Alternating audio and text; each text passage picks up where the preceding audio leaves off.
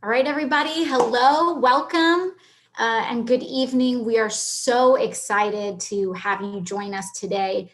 Today, we're doing kind of a special session, a special workshop that I'm truly excited about. I know that it hits very close to home for so many of you all at home and in your communities.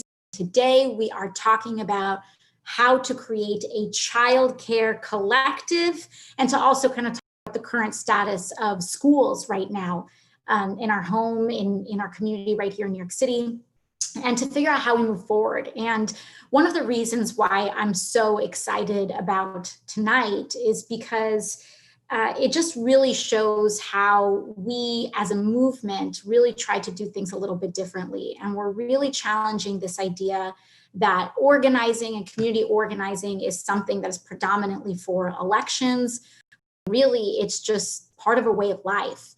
And one of the things that I'm so excited about what we do here in this workshop series is that we show how exactly, and we can walk you through the exact steps in how we can organize and use organizing skills beyond just electoral politics and how we actually create and establish societies and communities where we care for one another, even in our own backyard. And so today we are going to be talking about childcare, and I think we've got some fabulous guests with us today. I am extremely excited. Right off of the heels of an incredible primary win, we've got State Senator to be, Jabari Brisport, joining us. Jabari, thank you so much for joining me today. I am so stoked to be here. Thank you. I could not have done it without you, Alex. Great to see you. Oh, no, of course. And for folks who, at home who don't know who Jabari is, Jabari ran for a state Senate seat our recent primaries here on June 23rd in Brooklyn. He is a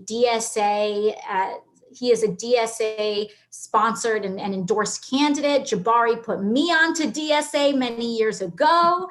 After launching a city council race, he inspired me. And so it's great to see this kind of cycle go. And now Jabari won his primary election along with, it was the entire DSA slate that won seats. Is that right? Yeah, everybody, we're all going to Albany. We're all going to legislature. Oh my God. Shout out Jabari, shout out Farah, shout out Marcela, shout out Zofran. Am I forgetting anybody? Julia, I guess. Oh yeah, then we've got Julia, who's now she's an OG at this point. She went 2 years ago. She warmed up the seats for you guys. So this is really just so transformative. And I kind of want to talk a little bit. I want us to talk about what's happening in schools and in New York City schools on a macro level a little bit first. So we can talk about how this mess even happened to begin with. And the reason why it's so important is because if we don't understand how we got here, then we have no hope of dismantling the oppressive systems and misguided decision-making that created the situation to prevent us from being in this place. Because, while this situation may seem very unique with COVID-19 and a pandemic, really what we've learned and what we're seeing is that this pandemic has just made existing problems worse. It hasn't necessarily introduced brand new challenges.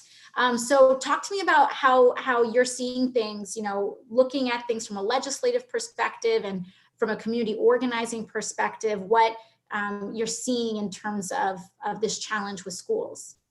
Yeah, thanks, Alex. So everyone watching, first of all, hi, and thanks for being on this call. It's I'm excited, about learning more about childcare collectives. But for those who don't know, in New York City right now, the governor and the mayor are really pushing for a reopening of the schools. They say it's safe. It's not a full reopen. They're going with what's known as like a blended learning model, right? So schools will be cut down to like half capacity or third capacity, and students will attend in cohorts. Like maybe, you're the Monday, Wednesday crew and somebody else is, your friend is in the Thursday, Friday crew, whatever. it's, the logic is that, the testing rate is pretty low, and they set a trigger to fully shut down again, which is 3%, right? So, if we're doing the constant test and 3%, citywide, the infection rate goes back up to 3%, they'll shut down the schools again, which is pretty low. And, a lot will feel like it's not quite safe. We still don't have nurses in every school, or, they're saying there's going to be hand sanitizer in every room when, we can't really have soap in the bathroom sometimes, or like, state-of-the-art filtration systems when, schools were struggling to get working air conditioners to begin with. And even, some of the concerns I have is that right now schools are being held to a double standard that other places are not being held to, where we're saying it's okay for hundreds of people to congregate in schools, but not, for sports events, for the arts, for really anywhere else. And it's really unfortunate. And my biggest worry is that we will open up in September, and things, rates will spike and go a little bit higher, and then we'll hit 3% and have everything shut down again by October, November, which would be really unfortunate. Yeah, and I want us to talk a little bit too about how class plays into this and how race is playing into this, and just, the intersection of our lives are playing into this, because, this decision is not impacting all of us equally, and the pressures are very different, from one community to another. And so I think the first thing that I want to say here is that for any parents or guardians or caretakers that are tuning in, this is a judgment-free zone. All of us are in impossible positions right now. Parents are in an impossible position. Teachers feel like they're in an impossible position. School workers feel like we're in an impossible position. So, whether it comes to reopening schools or keeping schools closed, I think it's really important that we acknowledge why this is such a fraught decision to begin with. And I think, taking a step back, the reason why there's so much pressure, one of the main reasons why there's so much pressure to reopen schools physically, is because parents and families have not gotten the economic support that they need. They have not gotten recurring stimulus payments. The $600 in unemployment assistance has expired. And while there are negotiations ongoing to kick them up again, at the end of the day, that's not helping people's problems this week, last week, right now. And so parents right at the cusp of reopening schools are in an economically impossible situation. And I just want to name that. I want to acknowledge it. And I don't want to, and I don't want anyone to feel guilty about what we're talking about, but at the end of the day, it just does not seem safe to reopen schools right now. We just had statements come out from several organizations, teaching organizations and so on, saying that we aren't ready. And the other thing that I think is really important for us to really realize is that we're talking about 3% infection rate citywide. But what happens if your community skyrockets to a 5% COVID infection rate or a 10% COVID infection rate, but the rest of the city stays low? And that's the overall type of reopening plan. It just doesn't seem like there is enough detail and enough effort put in to a reopening plan where teachers feel safe, or frankly, where parents feel safe sending their children. And while on one hand, people are saying, oh, kids can't get COVID, it's fine, or kids, it doesn't really impact them, it's fine. We are a beautiful, vibrant, diverse city with multi-generational households where kids live with their grandparents. I was raised, with my parents and my grandmother growing up. I lived with my grandmother growing up. My mother, full disclosure, my mother is a school secretary, not here in New York City, but in Florida. And I'm scared. I'm just scared to death about reopening schools when Florida has an even higher kind of infection rate and lack of containment than New York has. And so there's class that plays into this. And so often these decisions and policy decisions are often made with whether a narrow band of affluent people are benefited by the decision without consideration for so many people whose lives may be at risk. And so, Jabari, I don't know if you want to kind of speak to the class element of this as well.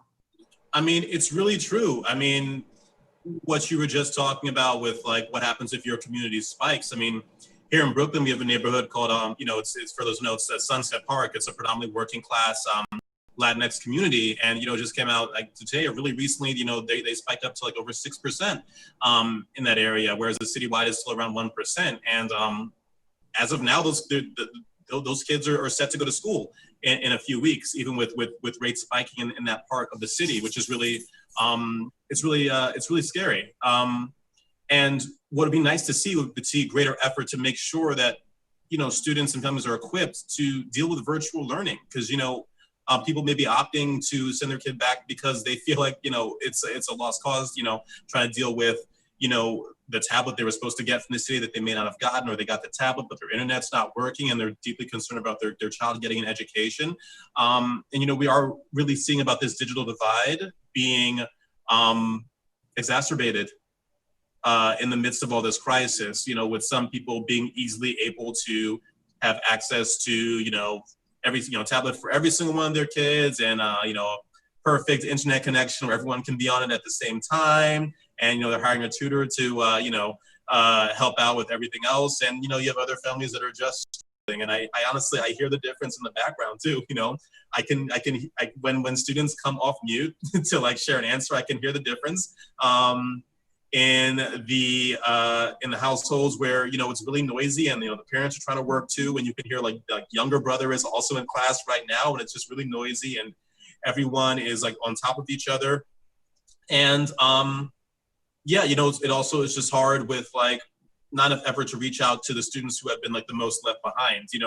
When everything shut down in March, there were some students who I know who did not get on board. I did not see them in terms on the Zoom calls or in via email or anything. And the phone numbers we have for their parents were not working. And I for all intents and purposes, I don't know what those students have been up to since March. And it really seems like we need a much more dedicated effort to get everyone on the same page and everyone supported, especially working class families that don't quite have to have the access to check in or be supported their child's education. Yeah. And I think, for folks at home who are just tuning in, a lot of people may not have known or realized that you yourself are an educator and you know exactly what's going on. And you're also pointing out, that there is no perfect scenario here, because staying home obviously and clearly is not the ideal educational format for us as well. We know this, if getting a better education at home was possible on a mass scale than public schools, then we'd be talking about doing that more permanently. But the fact of the matter is that we are in a very difficult situation. This is a crisis. But at the same time, I do think that there's something to be said where, listen, this is the difference between something being a political talking point in campaign time and actually walking the walk. And when campaign season rolls around, I feel like it's very normal and very classic for politicians to kind of wave around and say, teachers don't get recognized enough, teachers don't get paid enough, teachers aren't given the resources that they need to succeed and to help and to help invest in our children and our future. But now that we're out of campaign time and now that we're out of election season, some of those same people will go around and support a budget that cuts our schooling in order to add more to policing, for example, or making reopening decisions that are guided not by the public health and not guided to preserve and save the lives of teachers, children, families, and school workers, but allow these decisions to be guided by a for-profit and economic incentive. And this is what we're talking about when we say, having a society that puts people before profit. I know that everybody wants to go back to work. We all want to go back to work. But first of all, are you wearing your mask correctly? Are you a nose peeker or not? Because if you're letting your nose peek out, you're not helping us get back to reopening. But also, are we making the investments in public goods? It's important to realize and reiterate that all of this was preventable. Where we're at right now, we didn't have control over COVID cases coming to the United States, but this situation that we're in right now, mass unemployment, schools staying closed, runaway infection rates with no hope of contact tracing when they get really high in certain communities, all of that was preventable. Yeah. We could have had a situation where we reopened schools, or at least started to gradually reopen responsibly, and where we could actually have a plan in set right now. We don't have that. That was preventable, but this is the situation that we are in due to poor decision-making on the federal, state, and local levels. And so what we're really going to do now is okay, we know what the problem is.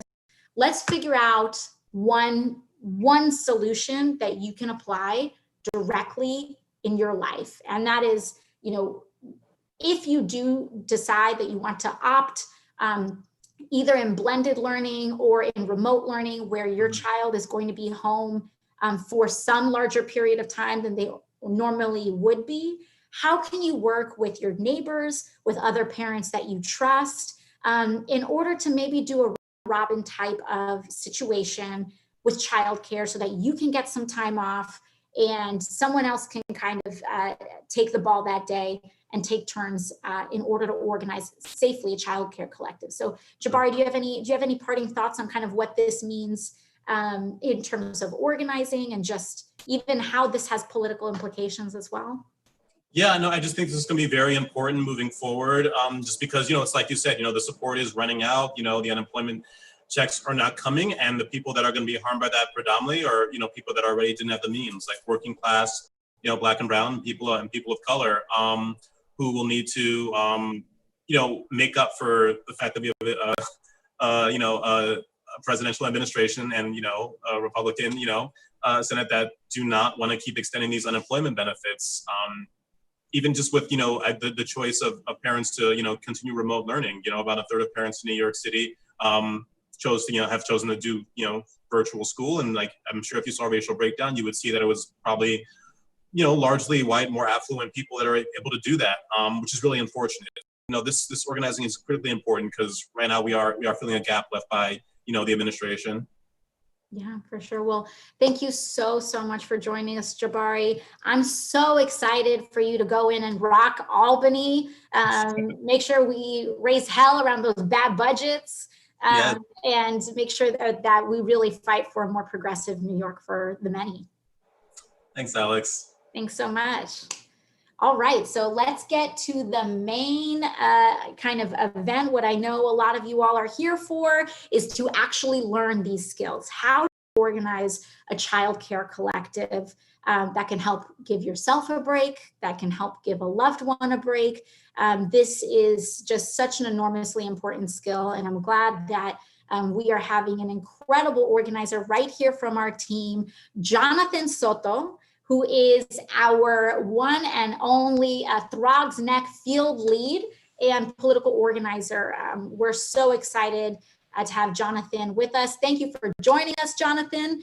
For folks who don't know, Jonathan is speaking from true experience. He is a father of a young daughter out in Throgs Neck, and childcare, I am sure, is not a foreign topic to you at all, or your wife or in your family. So, we're so excited to have you. Thank you for joining us today, Jonathan. And let's get right to it. How can we, first of all, what is a childcare collective? What is it used for? And how do we set one up? Take it away. Absolutely. Thank you so very much, Congresswoman, and also for creating this space at this really critical time. as a public school parent here in Throgs Neck, Stephanie, my wife, and I have had to deal with the realities of the challenge of childcare during a pandemic. As budget cuts start taking away curricular programs, it's been very interesting to be in this kind of pressure cooker of seeing all these bureaucratic kind of stepping stones for parents, especially working class parents. Especially in my school, many of my neighbors are definitely essential workers that cannot afford the alternatives that are emerging right now. I've seen many private tutoring companies commodifying tutoring, many people not having access to the enrichment programs or the summer youth programs that were cut, which you spoke about a couple of months ago on the attacks on the budget that are occurring. So this is particularly painful for many parents. We see our children, my daughter, 9 years old, is not socializing as often as she should, especially during this crucial time in her development. There's this separation that many children have from their peers. So it doesn't look like there's going to be a very clear destination. But I think that we can determine a direction, especially as things become more chaotic. So really excited to dig deep on the practical content for today. It's good to frame this. Many parents felt trapped by the two options that they're presented, either blended learning or, in that case, entirely remote. And it's really two really difficult choices. We don't want our intergenerational family members in the home, especially our abuelas and abuelos that may be infected with COVID. If a child is restless and is not putting on a mask. So the options that we have really require us to work together. It doesn't look like a lot of the solutions are very clear. So we need to continue thinking about our relationships and how we're going to connect with one another while also advocating for policies. This is in no way, shape, or form a substitute for public funding of education, but it's put us as parents in a situation where we need to organize. So what is the issue that we're dealing with? And the problem is that we're all juggling with childcare and school reopening. And you may not know exactly what back to school looks like for you, but we know right now it's going to be partially remote or entirely online if you live in New York City. So what we're trying to present today is this idea that has been emerging, which people have called it learning pods or mutual aid childcare. It comes in many names, but really it's about a horizontal relationship from parent to parent to work together to not only meet their neighbors' needs, but at the same time, understanding that our survival is dependent on one another. When budgets get cut, when after school programs fail, it's critically important for us as parents to look and work in solidarity with one another. And really want to emphasize that today we're going to talk about a concept called time bank. So this time bank concept is really not about providing charity, but solidarity. And solidarity requires relationships and trust. We don't think that any person is better or worse than another person because what they need and what we can provide. This is really about leaning on one another during this turbulent time to identify what resources we can provide and what resources we can receive from the community. And we have to work together to make these decisions collectively. So we're about to kick off the slides, but I'm going to be providing a reminder. So there's this 3-step cycle where you'll be able to find each other, make a plan, and try it out. So you being here is part of the first step, which is finding each other. And we're going to have a pledge form that we're going to pitch several times throughout this presentation. If you sign that pledge form, we'll make sure to connect you not only to volunteers if you live in the district that could provide some type volunteer tutoring, but at the same time, it'll allow us to connect you to other folks that may be interested in setting up this time bank collective childcare situation. Then for make a plan, we want to make a plan not based on our priorities, but based on what your priorities look like. So we will provide toolkits with different forms that you could use to figure out how to best coordinate your childcare pod or your childcare network. And we'll make sure to provide the support that's needed and make a plan. And lastly, try it out. It always requires taking the first step, understanding that your situation within your school or within your neighborhood may be different from another. But once you try it out, then you start with the first part of the cycle, which is make a plan. So we'll emphasize that. But as we move on to the first slide, I really want to shout out DSA Red Sprouts. So DSA Red Sprouts is an amazing childcare collective, making organizing more accessible to parents and caregivers. And for all their help, we want to thank them. They provided many of the materials for this workshop. They really believe in supporting working class parents. So we are in a debt of gratitude to DSA Red Sprouts. You can connect with them on Twitter at Red Sprouts NYC, and you can find them on their website at redsprouts.wordpress.com. So thank you again, DSA Red Sprouts, for your solidarity. So let's jump into the meat of the presentation. What is a time bank? So a time bank is basically a pod, a word you've probably heard several times as parents recently, or a network of people giving and receiving care. For every hour you give of care, and that care could be many things. It could be virtual tutoring. It could be recreation in a public space with safety COVID guidelines, or it could be in-person childcare.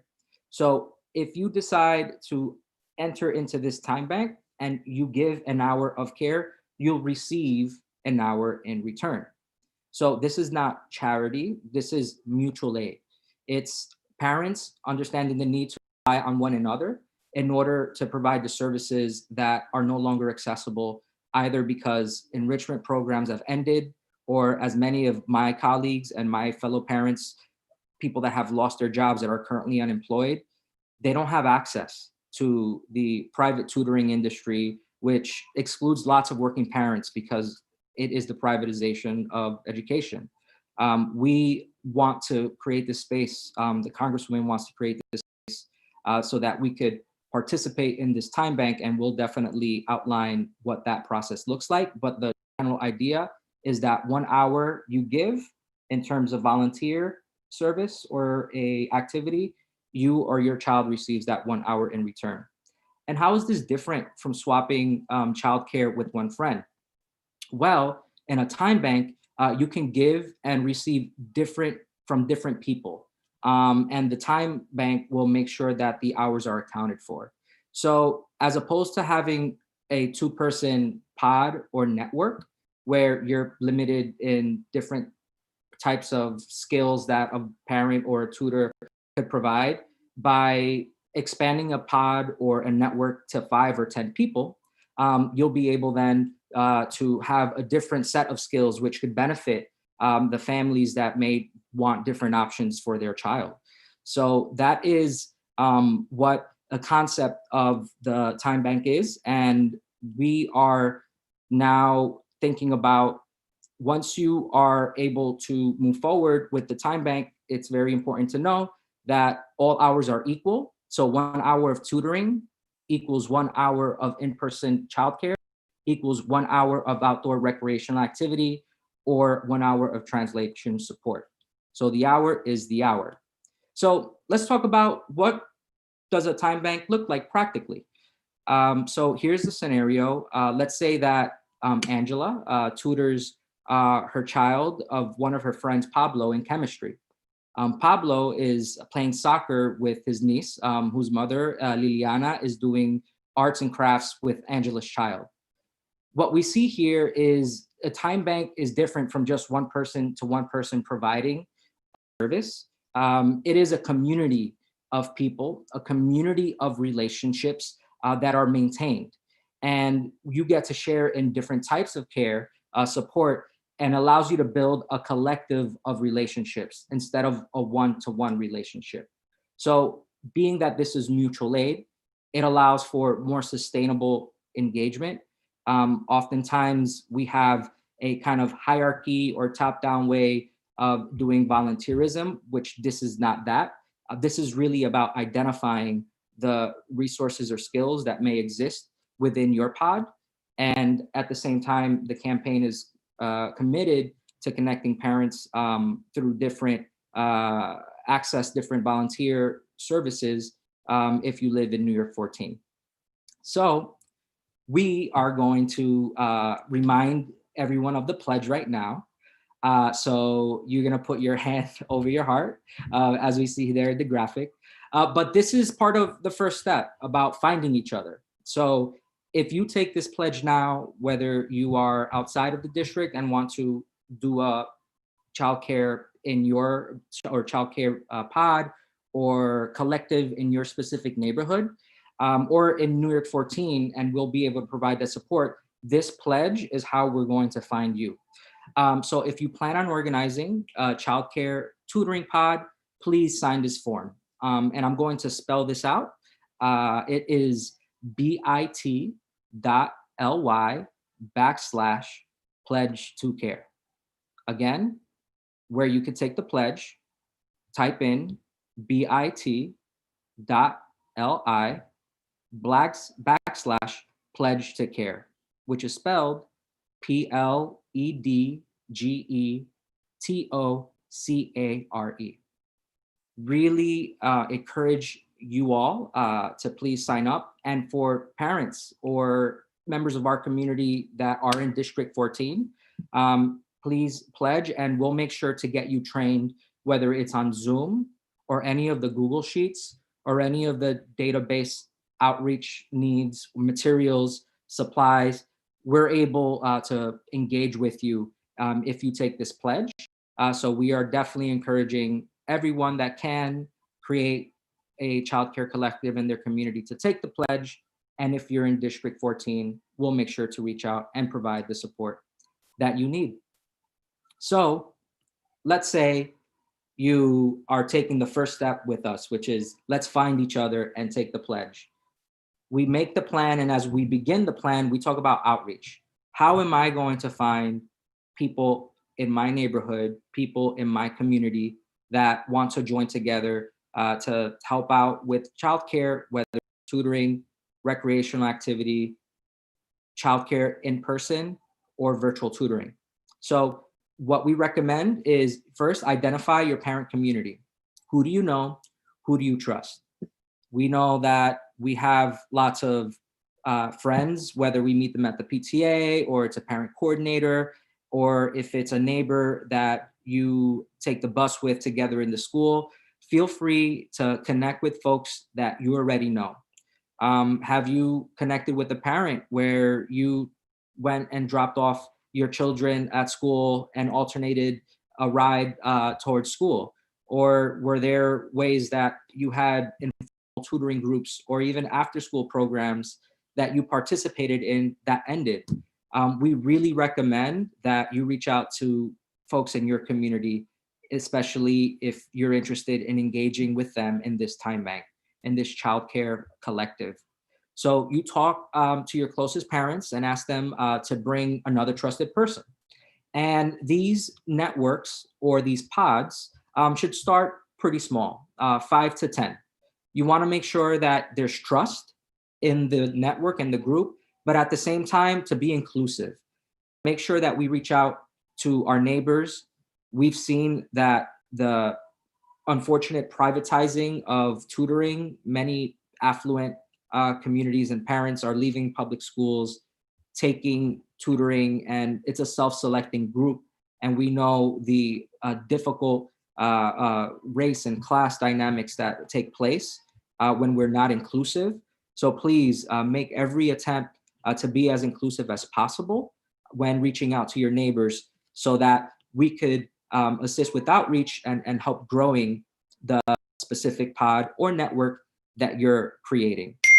So with next, let's say you've already reached out and you want to go and start the kickoff meeting. So once you've done your outreach and received your crew of folks, what you want to do is cover what the agenda looks like for your first meeting with your pod. So we'll have a sample agenda that you could download and print off for your first meeting. We have an amazing toolkit that the amazing team members at Team AOC put together for you all. So you could download and print out the entire toolkit. So the way that the kickoff agenda looks like, we'll review that right now, but just want to direct you right now to please view this toolkit at ocasio-cortez.com/childcare. Again, you can download and print out the toolkit at the following website, ocasio-cortez.com/childcare. And you'll be able to receive the entire toolkit, and we'll briefly go over what the kickoff agenda would look like for the first meeting. So remember, you signed the pledge form today. I pledged to create a childcare cooperative in my neighborhood. You reached out to parents that you either know from your school or from your neighborhood. And now you are meeting for the first meeting of the collective, which could happen through Zoom. And we're happy to train you on how we could facilitate that if you're in the district.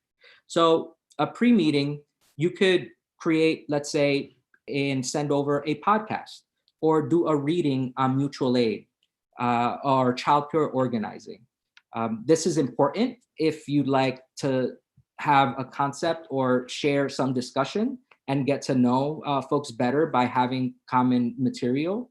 That way, that can inform the conversation that you're having on how the group that you're creating is not just a one-off charity, volunteer gathering, but it is about mutual aid and finding ways to support one another throughout the entire school year.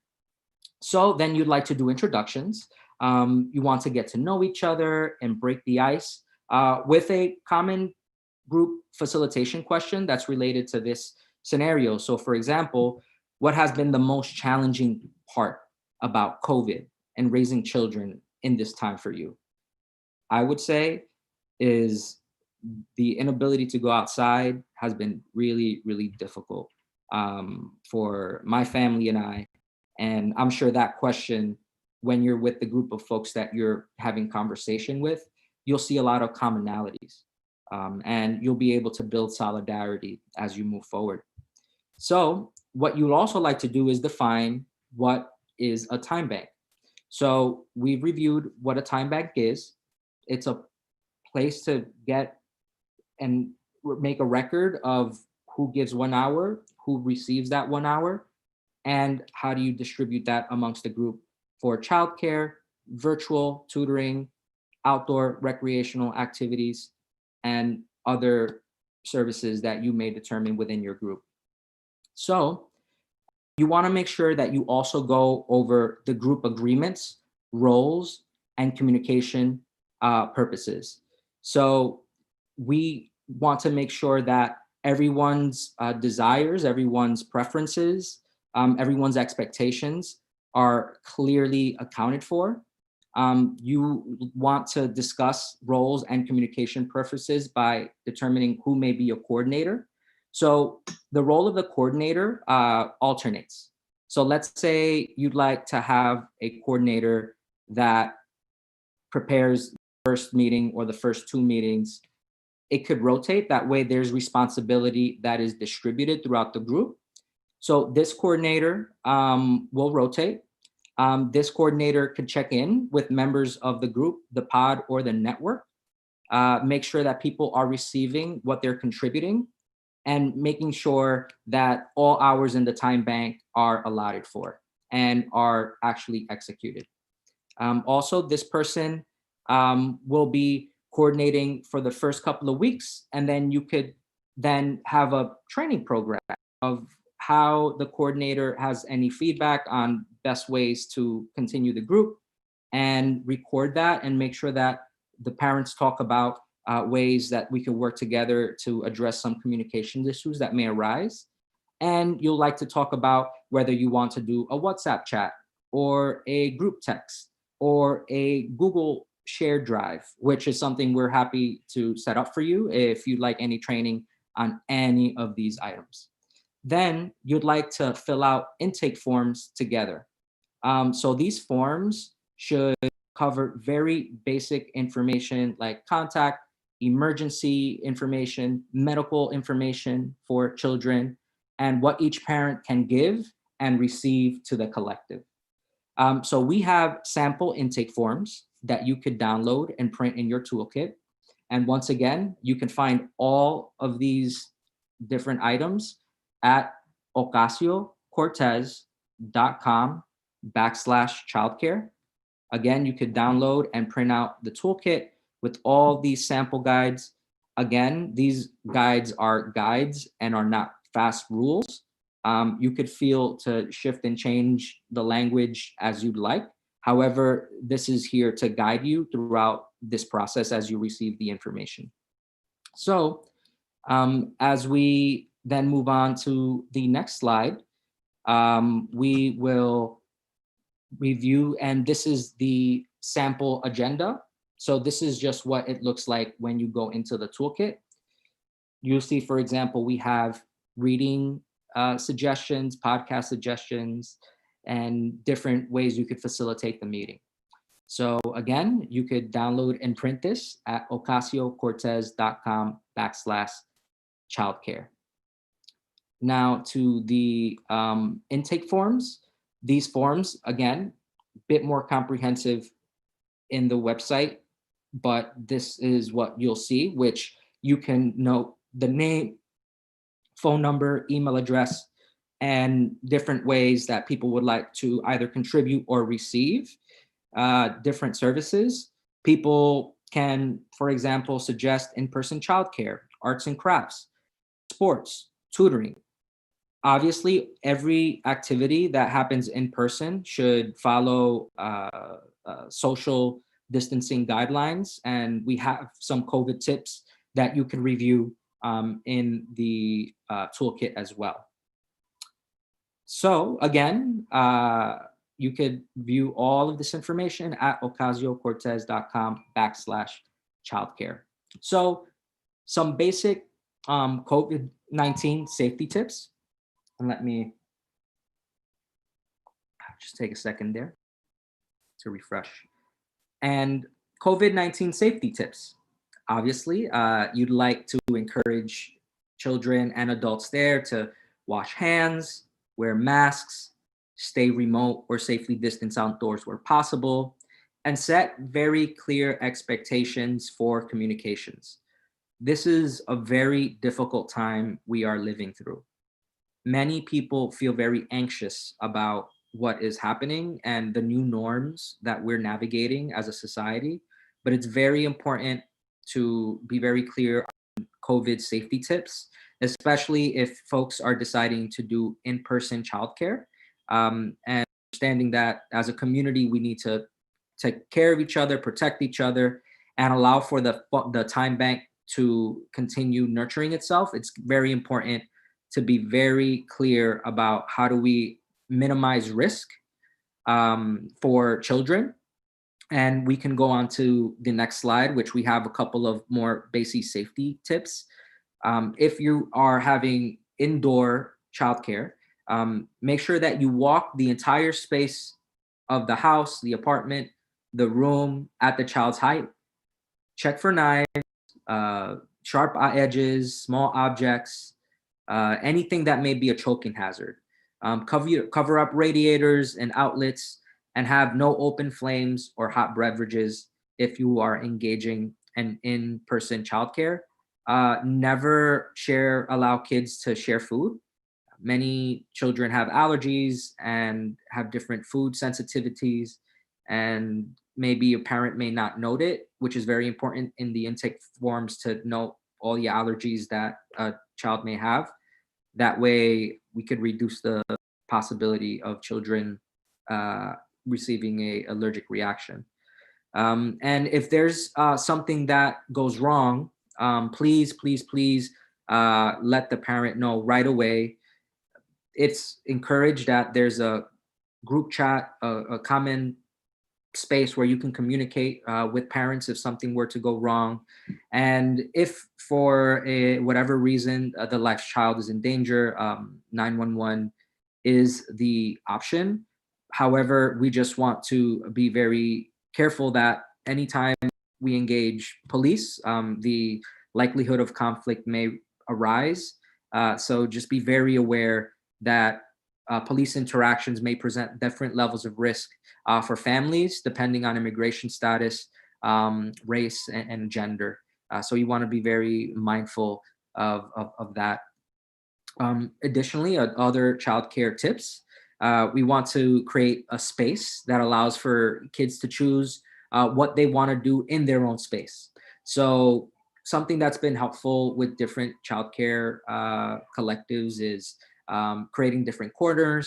That way children are in their own socially distant space.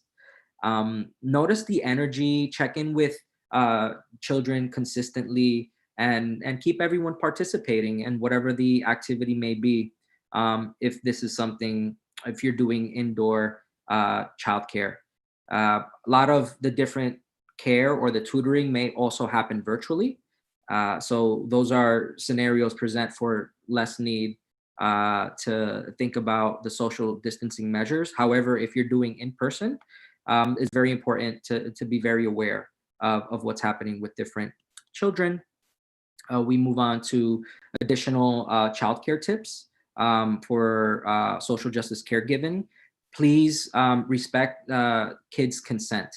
Ask before you hug, pick up, or otherwise touch a child. Ask questions about their preferences, especially if they want to go to the bathroom or they're feeling tired. Feel free to check in and respect the preferences of those children. And do not normalize one kid touching another kid when they don't want to be touched, and to respect and honor kids' pronouns. And if you do not know the child's pronouns or the teen's pronouns, ask if you don't know. And we, looking at the COVID-19 safety and childcare tips, here is a screenshot of what the document looks like. Again, you could download and print the toolkit and all the documents that we've reviewed at ocasio-cortez.com/childcare. Again, ocasio-cortez.com/childcare. You'll find all the different documents that we've shared with you all today. And as we are approaching the conclusion of the workshop, we want to emphasize once again that we really want to have parents connect with one another, especially during this time. We are seeing that our education budgets are becoming more and more attacked, where they want to cut resources that many parents in public schools cannot afford otherwise. We've seen the ending of summer youth programs, enrichment programs, and we really need to rely on one another. We want to thank the Congresswoman for advocating from the beginning of the pandemic about how these childcare and education cuts would affect us. It's important to demand that our public dollars are funding our public education. This presentation is not to supplement advocacy. And it's unfortunate that we don't have the resources that we need, but we need to engage with one another. So we are asking you to please take this pledge that if you plan on organizing a childcare tutoring pod, please sign this pledge so we could have your contact information and we'll reach out to support you. You can sign up for the pledge at bit.ly/ pledge to care, which is spelled PLEDGETOCCARE. Again, bit.ly/pledge to care. It's critically important to not only emphasize the need for us to meet each other and find each other, which is the first step, then for us to make a plan collectively with parents that you've been able to outreach in your neighborhood to make sure that the guides that we've provided for you are not set in stone, that you need to create a plan with your neighbors that works for you, and to commit to testing this out, to following through on the pledge and ensuring that we're able to not only connect with our neighbors during this really challenging time, but also to let us know if you're in New York 14, if there's a need for additional types of volunteer services or different topic areas where we could ask members of our community that are willing to volunteer their time for this time bank.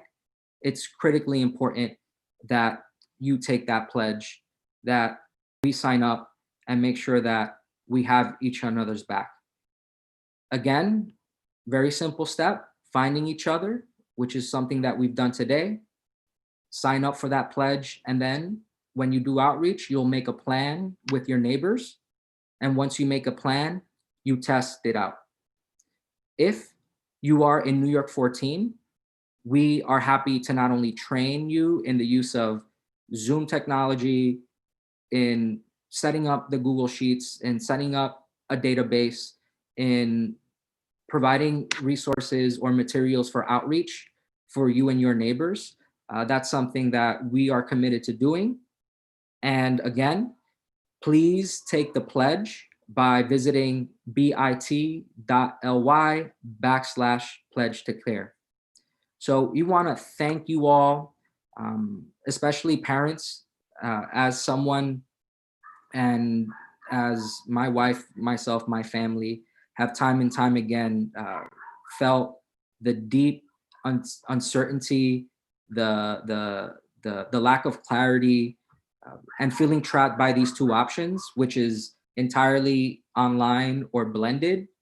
There needs to be a third way. And I want to thank one of our parent leaders, Angela Torres, who has been emphasizing this in Throg's Neck time and time again, that there needs to be a third option for parents to find one another. And we're deeply grateful to the Congresswoman for focusing on this issue, for providing this space for parents to organize and to really work with one another to find the resources that we need. So again, please sign up for the pledge at bit.ly/pledge to care. bit.ly/pledge to care. So thank you, especially to Red Sprouts for their help.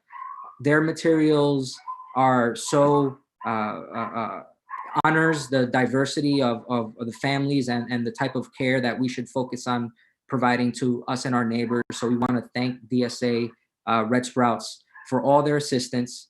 You could check them out at redsprouts.wordpress.com, or you can find them on Twitter at Red Sprouts NYC. And want to thank Congresswoman Alexandria Ocasio-Cortez. We want to thank soon-to-be State Senator Jabari Brisport, and especially you, working families, working parents that took time out of your day, that was very busy, that was very chaotic, that has lots of uncertainty during this really challenging time during COVID. And we just want to thank you for joining us. Please, one more time, pledge, sign up at bit.ly/pledge to care. Thank you, everyone. And we hope that you enjoy the rest of your evening.